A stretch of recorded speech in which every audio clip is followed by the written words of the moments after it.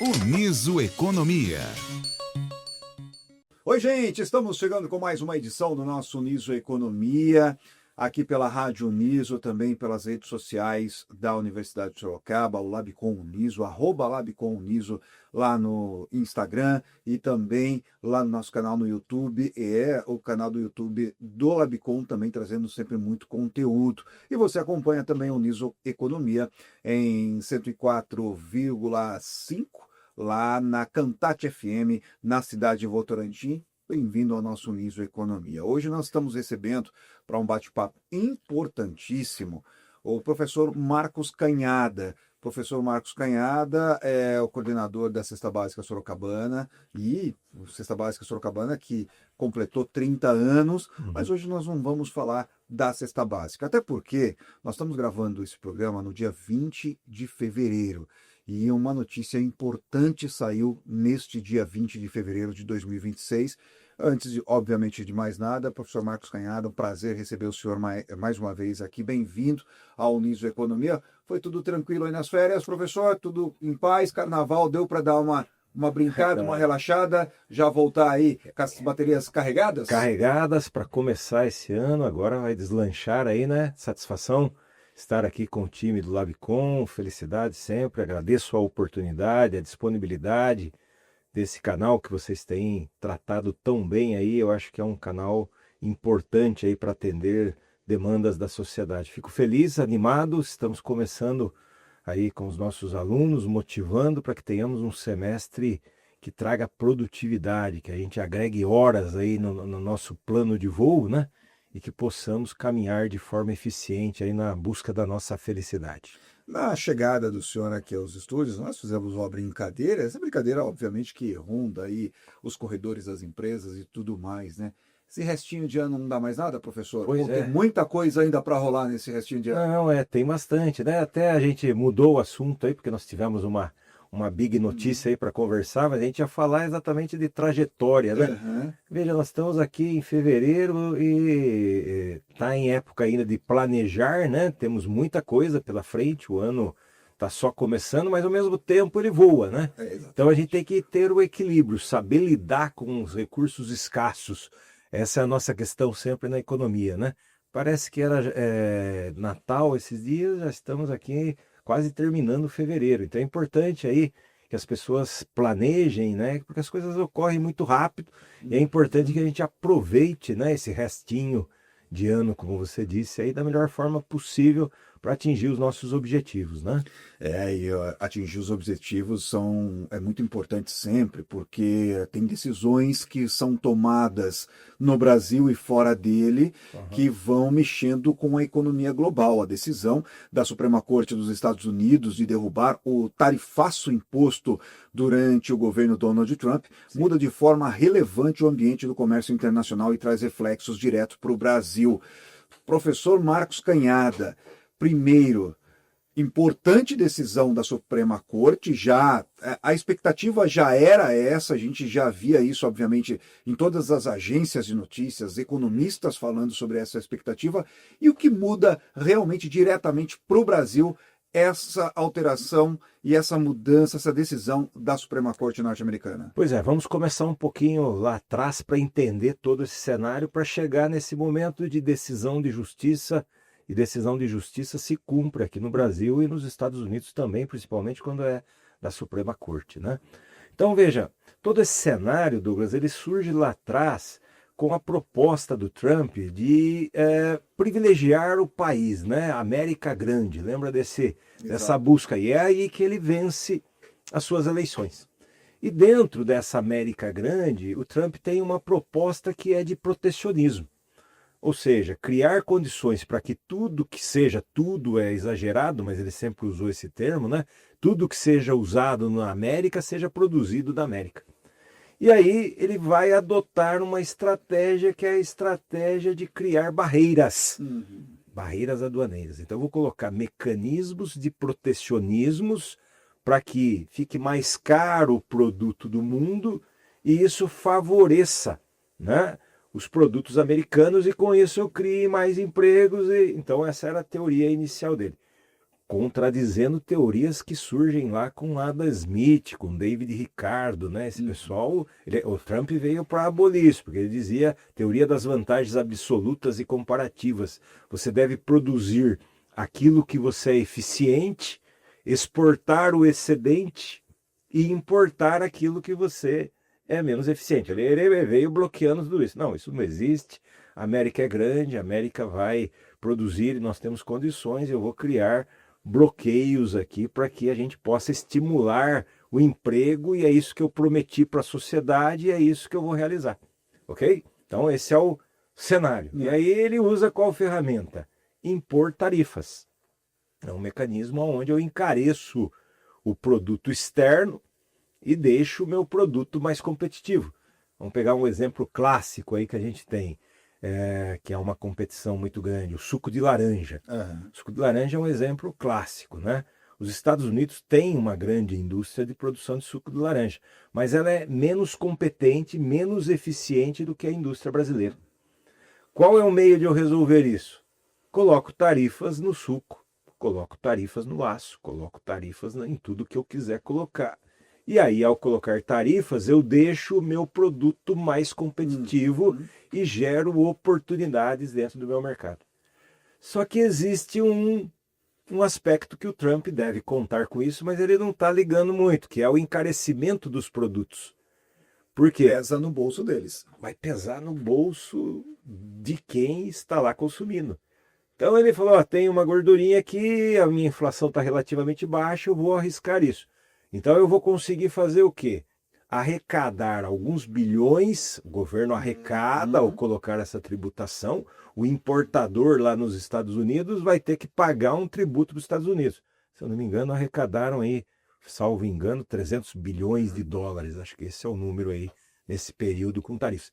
Uma boa medida, eu estou arrecadando mais, posso fazer com essa arrecadação mais saúde, mais educação, mais melhorias, e isso talvez atenda aquilo que ele projetou lá inicialmente, ok? Então, esse era o cenário todo que ele vinha desenvolvendo até esse momento. Isso trouxe transtornos para nós e para o mundo. Por quê? Porque quando você coloca tributações, o meu produto chega mais caro lá para o consumidor. Então, ao chegar mais caro, eu vou ter ou que baratear, vou ter que diminuir os meus preços aqui para que eu continue ingressando, ou eu não vou ingressar, vai ingressar o produto interno deles lá. Sim. Esse é o cenário todo para a gente entender um pouco da questão da estratégia, né? Daquilo que está se buscando. Bom, isso provocou ao longo desse tempo algo que eu acho que foi favorável até, né? Porque eu costumo dizer que na dificuldade a gente pode crescer. Exato. E a gente acho que falou sobre isso em alguns momentos, o Renato falou sobre isso aqui também. Isso é muito interessante. Quer dizer, na dificuldade eu posso criar facilidades. E nós começamos a correr atrás, né? Poxa, estou com dificuldades, o meu produto está ficando menos desejável lá. Eu tenho que mandar as minhas mangas aqui do Nordeste para ingressar lá, mas lá está caro e eu não estou conseguindo ingressar. Tem que achar outros mercados. Tenho que desenvolver outras capacidades para essa minha... Eu acho que isso foi bacana. A gente teve aí um processo que a gente acabou encontrando algumas alternativas. E depois veio o período de negociações, né? E nós tivemos algumas melhorias. Iniciamos lá com uma tarifa mais elevada e abrimos canais de negociação, reduziram essas tarifas, mas ainda estávamos aí com uma tarifa que prejudicava a nossa competitividade dentro desse mercado importante que é os Estados Unidos da América. Ingressar lá com seus produtos é sempre muito importante. E agora nós chegamos então no ponto de hoje, quer dizer, chega a Suprema Corte e diz, olha, isso aí não está legal, vocês não podem aplicar essas tarifas dessa forma, né? E dentro da legislação, os juízes entenderam que isso não é adequado. Mas o cenário ainda está conturbado, porque o próprio Trump hoje, ele já disse, nós vamos aplicar 10% de tarifas gerais para o... Então, o que ele está assumindo? Ele falou o seguinte, essa daí acabou, porque eu não vou discutir, Suprema Corte não tem mais o que fazer. Mas eu crio uma nova aqui de 10%. Que está baseado na lei norte-americana. E vamos esperar, pode ser que não esteja também, mas até lá, parece que ele vai implantar em 3 dias, aí ele já vai estabelecer rapidamente. e até lá eu estou arrecadando e continuo buscando os meus objetivos. Então o cenário é um cenário que continua a ser de apreensão, né? A gente não pode contar com isso resolvido, então novamente o mercado aberto, então facilitou, talvez a gente pudesse ver por essa ótica. Eu acho que a gente deve continuar vendo como um cenário de dificuldades e continuar desenvolvendo capacidades para ser competitivo e desenvolvendo novos mercados, e se lá tiver aberto, vamos ingressar e vamos ingressar para lá também, e isso vai trazer um dos nossos objetivos de política macroeconômica, que é o crescimento econômico. Nós precisamos fazer com que a gente cresça o nosso produto e exportar mais do que importar, obter superávit na balança comercial é sempre um caminho, não é o único. Tem que crescer no consumo das famílias, nos investimentos das empresas, nos gastos do governo, mas essa é uma trajetória legal. Então, é isso que nós temos aí, esse é o cenário, é um cenário ainda, eu diria, de apreensão, favorável nesse momento. Então, quando ele diz que vai colocar agora 10% para o mundo de forma uniforme, parece ficar mais competitivo, né? Porque ele estava 50% para você é 40%, para você não foi com a sua... Isso criava um desnível. A China, por exemplo, foi de 100%, chegou a 120%. Então, isso parece criar um cenário, mas não sabemos o que vai acontecer. As reações, né, do governo Trump, ele tem objetivos focados aí. Ele está perdendo uma receita agora, que ele arrecadou aí de 300 bilhões, ele quer retomar isso, ele tem objetivos com esse dinheiro, e ele continua com o compromisso de continuar gerando empregos lá na pátria amada, idolatrada dele lá, né? E uma preocupação que eu li bastante durante a tarde em relação a isso, para poder entender, obviamente, um pouquinho mais de toda essa questão. E recebi, obviamente a gente vai recebendo notas de algumas entidades de classe, seja aqui do estado de São Paulo, de outros estados, fui recebendo algumas notas dizendo que via com bons olhos, que estava já entendendo que o cenário pode melhorar, mas um órgão que me enviou uma nota e eu fiquei preocupado foi a CNI. Confederação Nacional da Indústria. E principalmente porque o nosso aço ele é importado e tem um valor agregado importante. E a CNI diz que nesse momento ainda vê com apreensão, até por conta dessa taxa de 10%. Então, os dirigentes ainda acreditam que pode acontecer alguma coisa, então vem com apreensão. O senhor enxerga esse cenário também, professor? Dessa forma. Eu acho que o Trump não vai baixar a guarda, ele vai buscar alternativas, porque esse é um compromisso que ele segue muito à risca. Esse objetivo da América Grande, dentro desse objetivo de criar protecionismos para a sua economia, é o seu principal objetivo. Então ele não vai baixar isso de uma forma muito intensa. Então pode ser que isso traga melhorias, mas ele vai encontrar outras alternativas e vai, de alguma forma, buscar os seus objetivos iniciais. Nós devemos encarar isso como uma notícia boa nesse momento, né? Porque acaba trazendo aí oportunidades de retomar, dá um respiro para o empresário. Dá um respiro, né? Só que é aquilo, não adianta nada eu falar, não, então vamos voltar lá para os Estados Unidos. Não vamos nos esquecer de desenvolver a China, de desenvolver a Europa, que está aí nesse embate. Aí temos problemas aí de estabelecer esse mercado aí, né? Tem causado bastante polêmica também, tá complexo lá. Enfim, a questão do setor externo, ela depende muito de negociações, né? De mostrar competências, né? Eu costumo dizer que para atender as necessidades do setor externo, eu tenho que atender às expectativas. Quando eu atendo às expectativas e tenho qualidade, eu me torno imbatível em atingir aquele mercado. Eu vou bloquear. Por que eu vou bloquear algo que é bom, algo que tem um bom preço? Ninguém vai fazer isso de forma deliberada. Então nós temos que entender que eu tenho que buscar otimização de qualidade, otimização de custo, eficiência, aproveitar esse susto que nós vivemos e ainda poderemos continuar a viver para crescer, né? Para criar forças e isso gerar competição, competitividade. Então vejo dessa forma também. É um momento de apreensão, é muito cedo, né? Eu acho que essa questão não me parece que haja recurso para essa decisão da Suprema Corte, né? Então, para isso está fechado, mas veja que ele imediatamente, eu não ouvi ele falar ainda após oficialmente, mas já saiu uma notícia que ele falou, não, mais 10% aí para todo mundo de forma unilateral e começa a vigorar em 3 dias. E a Suprema Corte não vai poder barrar isso, então ele implanta, deixa a coisa correr e ele pode ir colocando um cenário de cobrança e imposição de condições de dificuldade para os exportadores do mundo inteiro. O senhor destacou muito bem a questão da arrecadação, em torno de 300 bi de dólares, é um dinheiro muito importante. Sim. Mas essa decisão da Suprema Corte, ela pode abrir um precedente e fazer com que os Estados Unidos sejam obrigados a devolver, a ressarcir esse dinheiro que foi arrecadado de alguma forma para os países e para os empresários. Isso é uma possibilidade que deve acontecer. Obviamente que a gente está falando isso numa questão jurídica, que pode demorar anos se isso chegar a acontecer.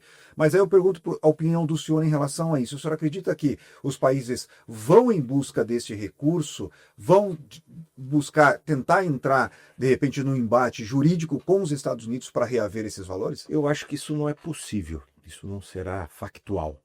Por quê? Porque, na verdade, a tributação foi feita lá para o importador, entendeu? Tá. Então, um carro, vamos pegar um carro, custa 100. Ele colocou 25%, o importador tem que pagar os 25% para os Estados Unidos. Para nós, que prejuízo trouxe?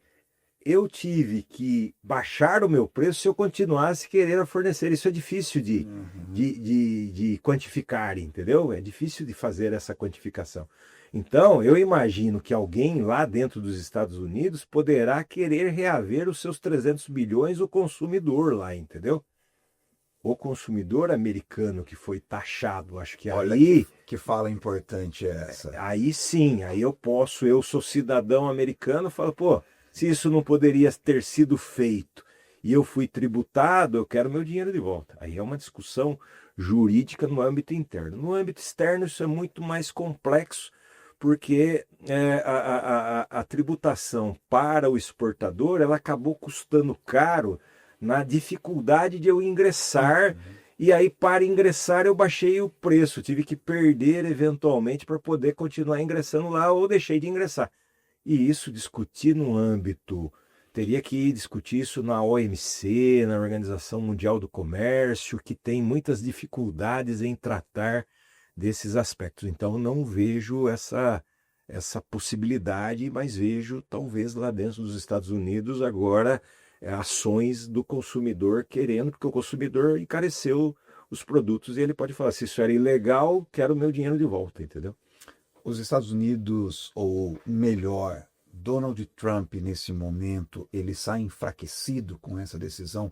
E, obviamente, que é uma derrota. E aí, quando você fala em uma derrota, obviamente a gente pensa na questão do enfraquecido. Mas o Donald Trump, eu conversava com alguns amigos hoje, e eles diziam o seguinte, o Trump, ele tem uma mania, ele é megalomaníaco. E eu vejo o Donald Trump, ele fala tanto em prender ditadores, mas eu vejo, é o meu modo de enxergar o Donald Trump como um grande ditador global. Ele sai enfraquecido com essa decisão globalmente, como esse poderio todo que ele imaginava. E aí, professor, eu já saio um pouco do cenário econômico, macroeconômico que a gente tem falado tanto, e vindo mais para um cenário político-econômico.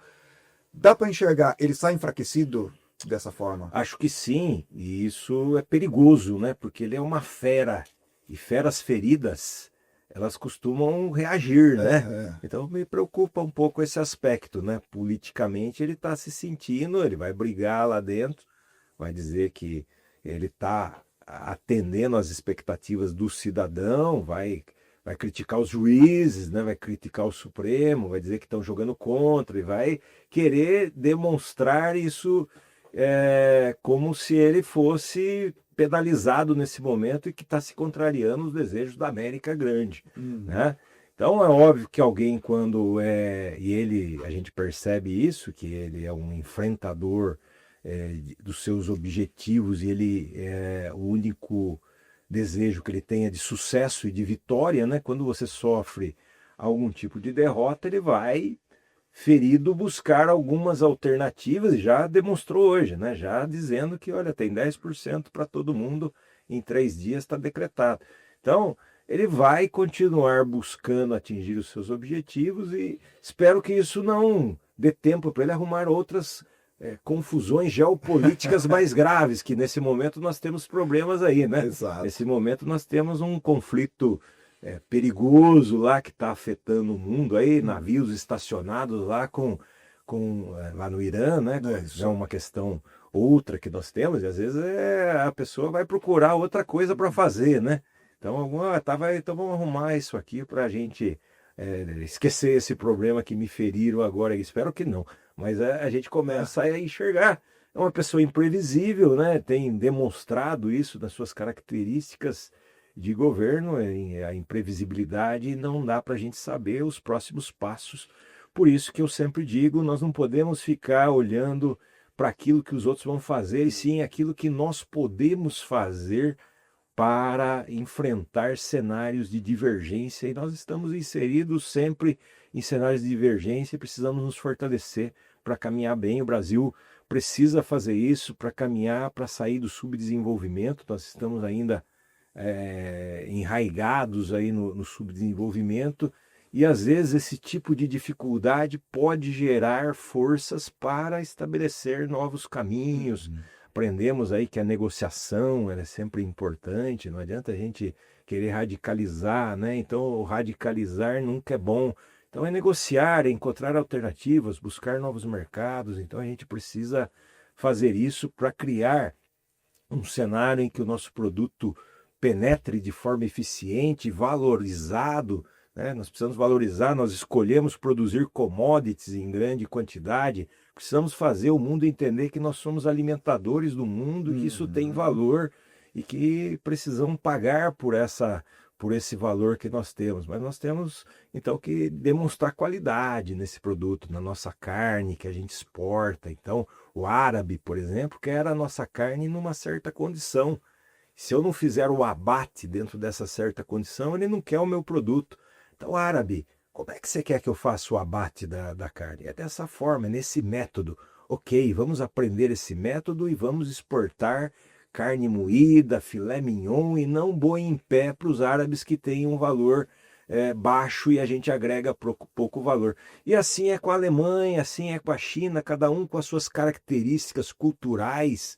Isso é muito importante, entender o comportamento cultural de cada consumidor do nosso produto, para que eu possa, de forma eficiente, atingir os mercados com valor agregado, isso trazer para a nossa sociedade aquilo que é a função do Estado, educação, saúde, qualidade de vida, isso que a gente precisa trazer. O empresário, e o senhor já disse isso várias vezes aqui, né? O empresário trazendo, obviamente, tirando desse cenário macro para o cenário interno, quando o empresário entende o que o cliente dele está precisando, Perfeito. a tendência dele aumentar os lucros, aumentar as vendas. Perfeito. E com isso, consequentemente, aumentar também rentabilidade para quem está ali na assessoria, trabalhando junto, é muito grande. Professor Marcos Canhada, para a gente finalizar esse programa, essa edição, com toda essa negociação e com toda essa decisão tomada hoje pela Suprema Corte dos Estados Unidos, o dólar deu uma queda interessante. O dólar que vinha fechando aí aos 5,64, 5,65 durante a semana passada e iniciou esta semana que foi mais curta nesse patamar, hoje fechou com menos 0,98% a 5,17. Quer dizer, deu uma queda natural. Houve lá uma derrota, né, dentro do país, a moeda do país tende a ficar desvalorizada. É uma característica natural, né? Isso provavelmente amanhã faz a nossa bolsa dar uma levantada. Enfim, eu ia falar até da questão da bolsa, né? A bolsa subiu 1,06% e fechou com mais um recorde, a Bolsa de Valores, que nos primeiros dias de fevereiro vem quebrando alguns recordes a 190.534 pontos, quer dizer... E o efeito deve ocorrer um pouco mais amanhã, porque nessa notícia ela ocorreu meio durante o pregão. Isso. Então, ainda amanhã vai haver uma maturação dessa derrota, desvalorização do dólar, fuga.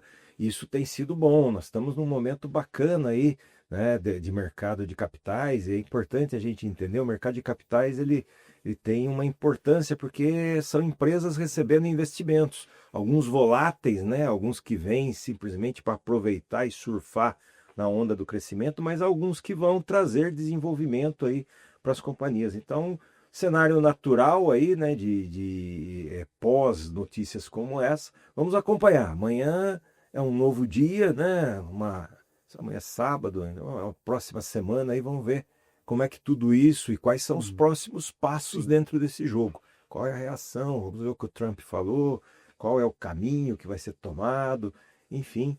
É maturar, mas é uma notícia realmente impactante que nesse momento a gente deve considerá-la como positiva, mas aí com uma expectativa de conhecendo lá quem está gerindo com novas ações e a gente pensar sempre no desenvolvimento nosso aqui nas competências, porque a gente fique, eu sempre falo isso, hoje nós estamos falando em termos de setor externo, né, atender o cliente lá fora, mas isso também a gente pode trazer para o ambiente micro, né, atender o meu cliente aqui nas suas expectativas, eu me torno imbatível, né?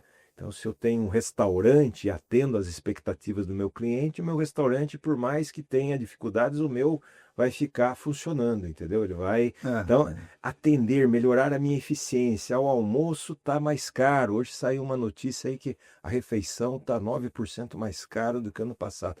Então, eu tenho que encontrar uma alternativa para fidelizar o meu cliente. Então, sempre, tanto no ambiente micro como no ambiente externo, eu tenho que entender essa métrica de eficiência.